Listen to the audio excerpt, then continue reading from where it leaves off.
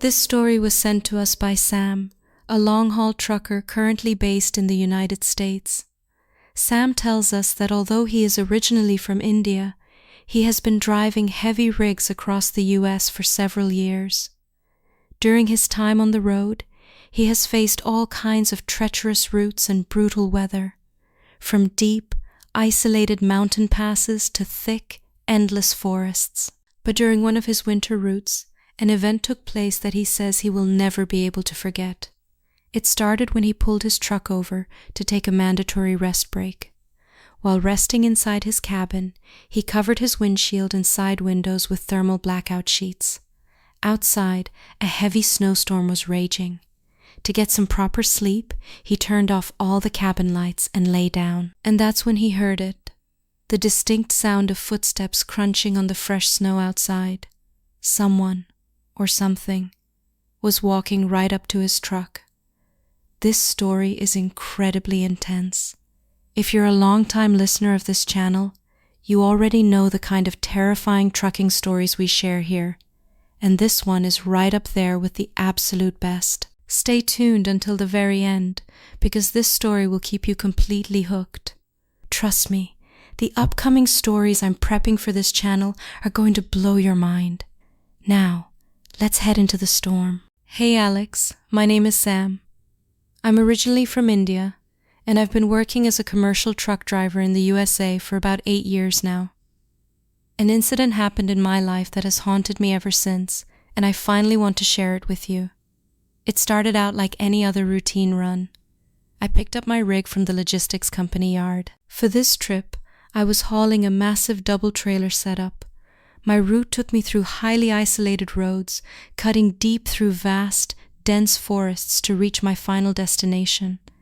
As I kept driving, the city lights faded away into the distance. The winter cold outside was absolutely brutal. I had the cabin heater blasting at full speed. I was completely alone on this run, which is pretty common here since American long-haul trucks are incredible, fully automatic beasts. The driver is practically just there to supervise. Anyway, back to the story. I was moving along smoothly, knowing I had a grueling schedule ahead that required driving through the entire day and night. Now, along these US highways, you frequently find secluded truck stops and motels, similar to the roadside diners back in India and Pakistan.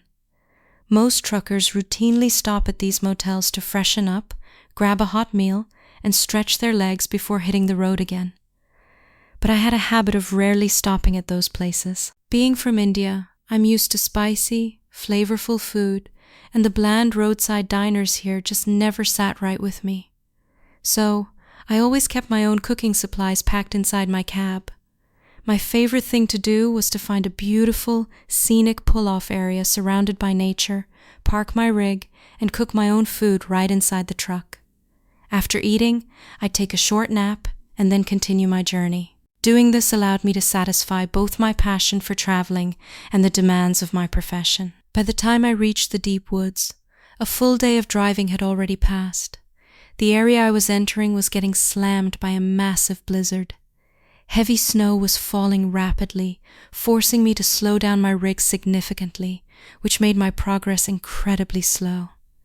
Fortunately, the dispatch team at my company had GPS trackers installed in the truck. They were monitoring my live location and were fully aware of the severe weather conditions on my route, so there was no constant pestering or questioning from their end. We might have just been drivers, but we treated those trucks like we owned them. The company was truly great to work with.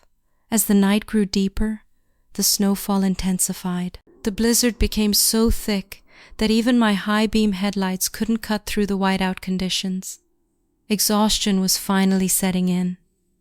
Seeing a clearing by the side of the dark road, I decided to pull over, park the rig, and get some food and rest.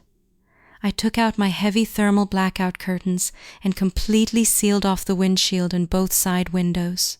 The cabin was now entirely sealed. You couldn't see a single thing from the outside looking in or from the inside looking out. I boiled some water, and because I was too exhausted to cook a proper meal, I decided to just make some instant ramen. With the engine turned off, I sat there in the silence, eating my noodles. I should mention that the forest surrounding me was incredibly dense, but the heavy blanket of snow covered everything. The sheer, heavy silence of that forest at night would freeze the blood of any ordinary person. But as a trucker, I was used to it, and I'm not trying to brag here. It's just the reality of the job. In fact, I once spent 48 straight hours completely isolated in a deep forest when my truck broke down, waiting for a rescue team. That was a terrifying place too, but I survived it alone. But that's a story for another time. It's not just men either. There are plenty of female truckers who drive these brutal, lonely US routes completely alone. After finishing my ramen, I climbed into the sleeper berth located right behind the driving seats, pulled out my phone, and lay down to relax. Outside, the atmosphere was deadly quiet.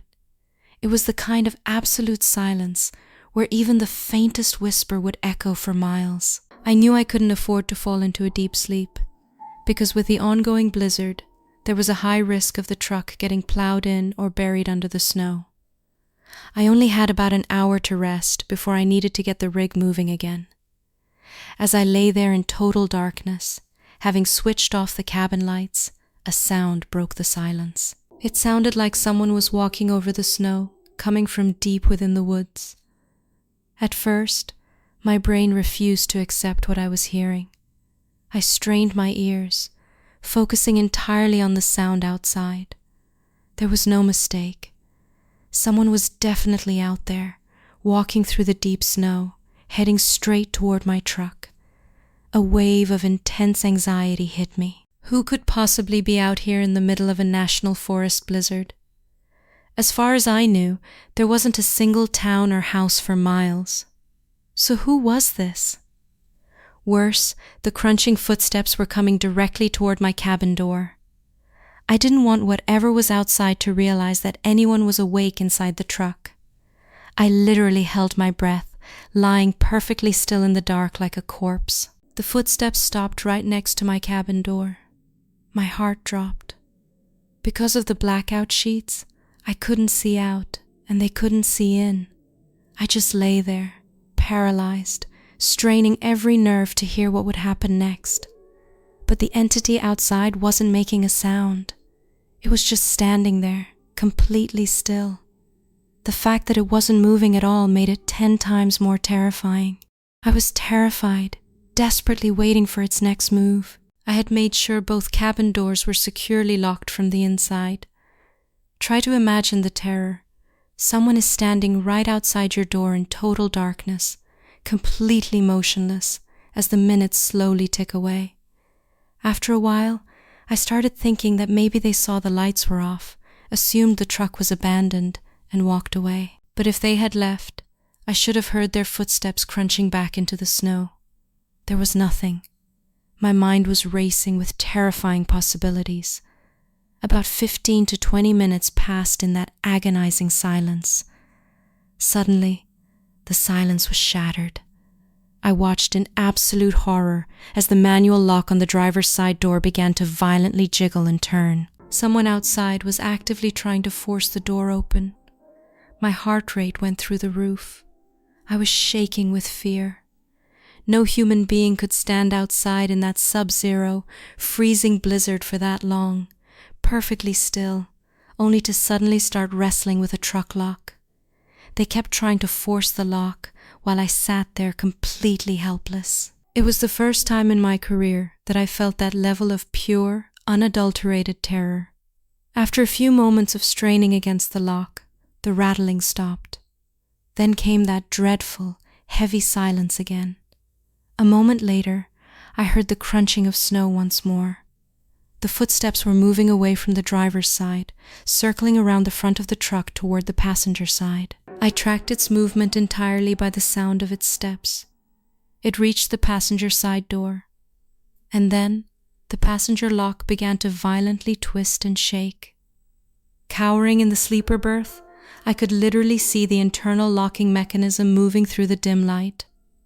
I panicked, thinking that any second, the lock would snap, and whatever was out there would climb inside. But after a brief struggle, the rattling stopped on this side too.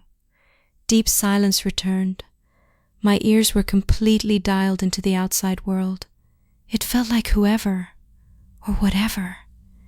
It was just standing flush against the cabin wall, lingering right outside.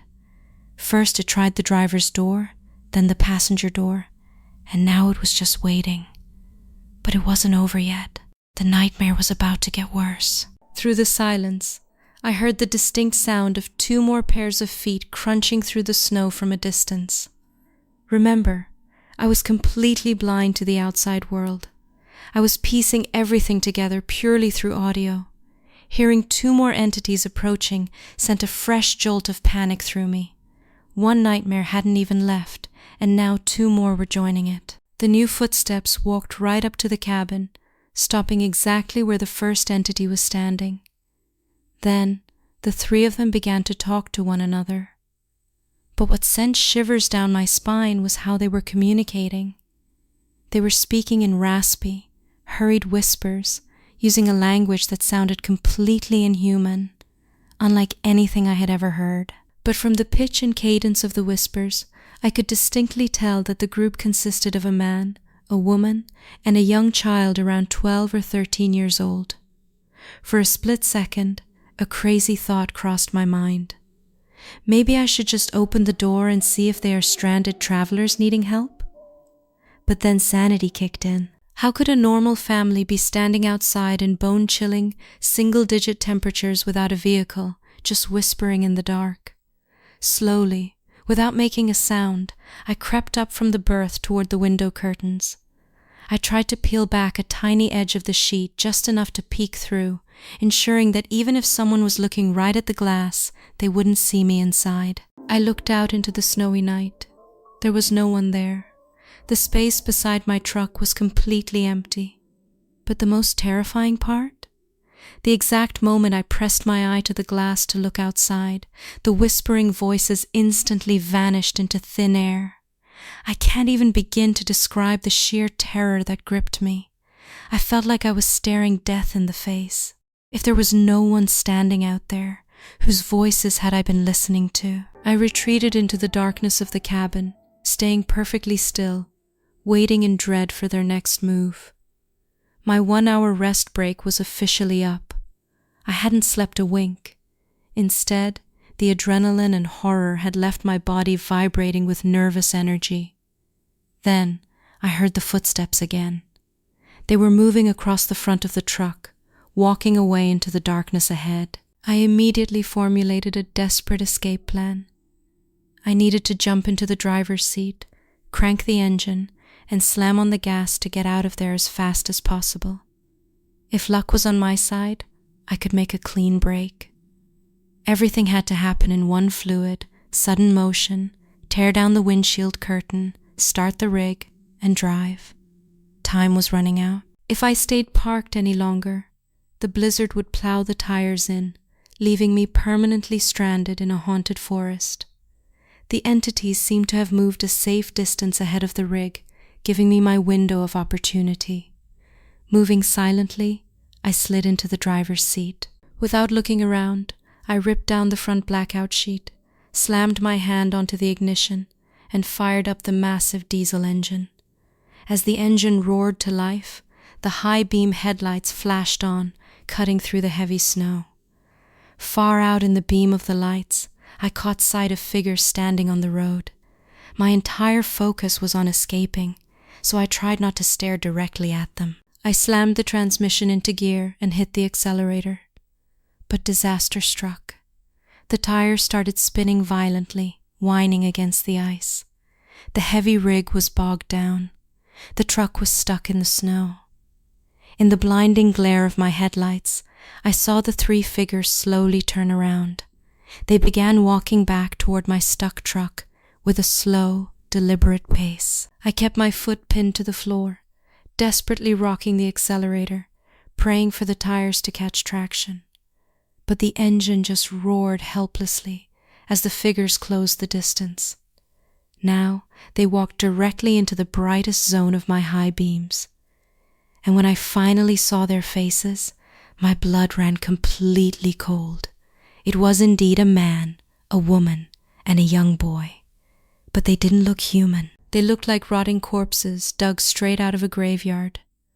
Their flesh was decaying, greenish-gray, and sloughing off their bones. Their faces, noses, and mouths were caked in thick, frozen, dried blood. They were inches from the front bumper when, suddenly, the tires bit into the ice. The rig lurched forward, breaking free from the snowbank. I accelerated hard, steering the massive truck right past them. As I tore past, I looked out the side window. Our eyes met. The little zombie-like boy raised his decaying hand and began to innocently wave goodbye to me with a blank, lifeless expression. I sped away into the night, leaving them behind. Looking into my side mirrors, I could see the three of them just standing in the middle of the dark highway, watching my taillights fade into the blizzard. But the nightmare wasn't over. The danger was about to escalate. Because of the raging blizzard, visibility had dropped to near zero. I could barely see a few feet in front of my hood. Suddenly, the truck hit a massive patch of black ice. The heavy rig lost all traction, skidding wildly off the asphalt, and slammed hard into a deep snowdrift at the side of the road. I tried everything to back the truck out, shifting gears and revving the engine, but the tires were buried deep. The rig wouldn't budge an inch. Now, every commercial American rig is equipped with a long-range CB radio. I grabbed the mic, called into my company's base station, and reported the accident, telling them I was completely stuck off the highway. The dispatcher checked his monitor, where my live GPS coordinates were pulsing. Looking at the digital map, he informed me that there was a local mechanic's workshop and tow yard located about 3 miles east of my position. The dispatcher said, "Sam, we are trying to call the shop from here, but the storm must have knocked out their phone lines. See if you can hike over there to get their tow truck while we keep trying to radio them." I radioed back, "Man, I can't see a thing out here, and the cold is absolutely brutal. Please keep trying to reach them from your end." I couldn't bring myself to tell him over the official channel that there were decaying entities wandering around my truck. Sitting in the freezing cab, I realized that if I didn't act fast, the heavy snowfall would completely bury my rig within a couple of hours. If that happened, even a heavy rescue crane wouldn't be able to pull me out, and I would freeze to death. I bundled up, putting on my heaviest winter jacket, grabbed a heavy-duty tactical flashlight, hooked the portable walkie-talkie to my belt, and stepped out into the freezing night. My mission was to find that workshop. But there was a terrifying catch. To head east toward the workshop, I had to hike back down the exact same stretch of highway where I had just encountered that horrific family. Walking through the blinding snow, I shined my flashlight at the ground. There, clearly pressed into the fresh snow, were the footprints of the 3 entities, heading in the exact same direction I was walking. The sight sent a fresh wave of panic through me, but curiosity and desperation pushed me forward. I followed the tracks through the snow. If you've ever tried hiking through a knee-deep American winter blizzard, you know how physically exhausting it is. It took me nearly 30 agonizing minutes to make any real progress. Throughout the hike, I stayed in constant communication with my base station via the walkie-talkie, ensuring I hadn't veered off course. The dispatcher kept assuring me I was heading the right way. Suddenly, my flashlight beam cut through the trees. Right in the dead center of the dense forest stood a house, and the decaying family's footprints led straight up to the front door. Up until that point, I had been walking openly down the path, but the moment I saw that house, I immediately killed my flashlight and crouched behind the thick trees. The structure was incredibly old, a dark, weathered, vintage Victorian-style house hidden deep in the woods. Moving stealthily from tree to tree, I approached the side of the house. I wanted to peek through the frost-covered window panes to see who these people were and what they were doing out here. I reached the first window and peered inside. The room was completely empty. but then I noticed something that made my breath catch. There was a stone fireplace in the room, and a bright, crackling fire was roaring inside it. It looked like someone had been sitting there just seconds ago. I quickly crept over to a second window and looked into the adjacent room, but saw no signs of life. Steeling my nerves, I crept around to the front porch, reached out, and gently pushed the heavy wooden main door. To my surprise, it clicked and swung open. Keeping myself low and quiet, I slipped into the house. I began exploring the dark, dusty rooms one by one, but the entire place was dead silent. There was nobody there. And that's when I made a fatal mistake. While I was trying to play detective and moving silently through the dark, I forgot one crucial detail. The volume on my walkie-talkie was turned up to maximum. Suddenly, the radio crackled to life with static, loud and piercing in the dead silence of the house. "Base to Sam! Sam, do you copy? Our tracker shows you've stopped moving at a single location. Are you all right out there? Respond! Sam!" The loud broadcast echoed through the empty house. Instantly, from somewhere right outside, a dog began to bark furiously. I heard heavy, hurried movements outside, heading straight for the house. Panic gripped me. I scrambled into a dark storage closet inside the room, pulled the door shut, and held my breath in the pitch black. Finding a small crack in the closet door, I pressed my eye against it to watch the room. A few moments later, the heavy front door creaked open, and that same family walked into the room. They began doing something incredibly bizarre. They were tilting their heads back, aggressively sniffing the air like predators tracking prey, while frantically whispering in that twisted, unknown language. What made it truly horrific was their eyes. Their eyelids never blinked. They just stared with wide, bloodshot, dead eyes, sniffing the air around the room. They knew an outsider was in the house. They could smell me. The decaying boy slowly began walking across the floorboards, heading straight toward my closet. Within seconds, the mother and father followed, sniffing loudly as they lined up right outside my closet door. My heart literally stopped. I knew I was seconds away from being discovered. Frantically looking around the dark closet, I spotted a tiny ventilation window near the ceiling. The problem was it was sealed with a thick pane of glass. Desperate, I reached around in the dark, grabbed a heavy iron tool left on a shelf, and smashed it full force into the window pane. The glass shattered. Without thinking, I scrambled up the shelves, squeezed through the broken frame, and threw myself out into the freezing night, crashing hard into the deep snowbanks outside. As I scrambled to my feet, I heard the ferocious snarling of a massive dog coming from around the front porch. The beast sounded incredibly aggressive, and I could hear it plowing through the snow, chasing after me. Adrenaline pumping, I ran as fast as my legs could carry me, scrambling up a steep, icy hillside. It was a brutal climb, but my life depended on it. Somehow, through pure survival instinct, I managed to outrun the sound of the barking dog. After another 15 to 20 minutes of frantic hiking through the deep woods, I finally stumbled out onto a cleared, narrow road. A small access route maintained by the local county residents. I immediately keyed my walkie-talkie and called the control room. The dispatcher checked the grid and told me, "Sam, you've made it to the local access road. There are a few residential homes, a tire shop, a motel, and that mechanic's workshop right up ahead." I followed the road and finally reached the glowing lights of the workshop. I burst through the doors and explained my situation to the mechanics. As it turned out, I had taken a massive, dangerous shortcut through the woods. When they later took me back to my rig in their heavy-duty utility truck via the main highway, it took us nearly 35 minutes to reach it. Seeing how badly I was shivering and pale with fear, the mechanics immediately handed me a hot cup of coffee. Given the freezing sub-zero temperatures, there was no way I was turning that down. The head mechanic, an older man who ran the shop with his son and daughters, looked at me and asked, "Son, you look like you've seen a ghost. What happened out there?" I couldn't keep it in anymore. I laid out the entire story.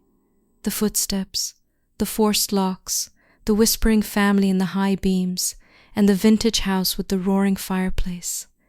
The mechanics all stopped working and stared at me. The old man took a deep breath and said, "Son, the place you wandered into is a notorious haunted property. Nobody around here ever goes near those woods. Not even us." He explained that the house belonged to a pioneer family back in the day. In the year 1915, a horrific tragedy took place there. A ruthless gang of outlaws and drifters operating in the territory ambushed the isolated homestead to rob them, brutally murdering the father, the mother, and their young boy. The old man told me that to this day, that tragic family is frequently sighted by drivers along this dark stretch of the highway during severe winter blizzards. They always appear as a group, the husband, the wife, and the little boy. They never harm anyone, but they constantly wander the frozen highway, desperately looking for someone to help them. I'm giving you the short version of what he told me, but the mechanic went into incredible, chilling detail about the history of that house. The crew drove me back to my jackknifed rig, hooked up their heavy-duty tow cables, pulled my truck back onto the solid asphalt, and got me ready to roll. I thanked them profusely for saving my life. Before leaving, I decided to take a quick photograph of the workshop family to remember them. Back then, I used to carry an old Polaroid instant camera with me, the kind where you click the shutter and the physical photo print rolls straight out of the slot. I snapped the photo, waited for the chemical film to develop in the cabin light, and looked at the print. What I saw made my jaw drop. My breath hitched in my throat. Standing right there in the background of the photograph, clearly visible under the glowing shop lights behind the mechanics, were the pale, decaying figures of the 1915 family. The little boy was looking directly into the camera lens, smiling and waving goodbye. So Alex, that was the terrifying encounter that changed my life forever. If your audience shows a great response to this video, I promise I will write in again and share the full, terrifying story of how I survived those 48 hours trapped completely alone in that abandoned forest before the rescue teams finally found me. That story is just as chilling, and I'd love to share it with everyone. Thank you so much, Sam, for sharing this incredible, spine-chilling experience with us. All right, crew, it's your turn now. Head down to the comments section right now and let Sam know what you thought of his nightmare on the ice. Let's show him some love so he sends over that 48-hour forest survival story ASAP. I really hope you guys enjoyed today's episode. If this story gave you goosebumps, do not forget to smash that like button. And if you're new around here, did you find that subscribe button yet? You did? Then hit it right now. Man, take care of yourselves, stay safe out there on those lonely roads, and keep me in your prayers. This is your host, signing off. I'll see you in the next terrifying episode. Goodbye, and stay safe.